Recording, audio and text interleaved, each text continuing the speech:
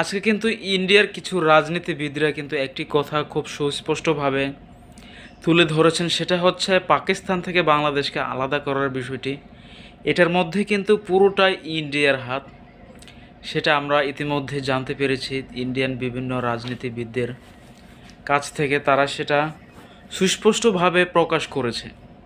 তো আসলে বাঙালি খুব দেরি হলেও কিন্তু আসল সত্যিটা জানতে পেরেছে তারা কী জন্য বাংলাদেশকে পাকিস্তান থেকে আলাদা করেছে। বাংলাদেশকে একটা সময় তাদের দেশের একটি অংশ করার জন্য বা তাদের দেশের সাথে অন্তর্ভুক্ত করে ফেলার জন্য, ইন্ডিয়া করে ফেলার জন্য কিন্তু বাংলাদেশকে পাকিস্তান থেকে আলাদা করা হয়েছে।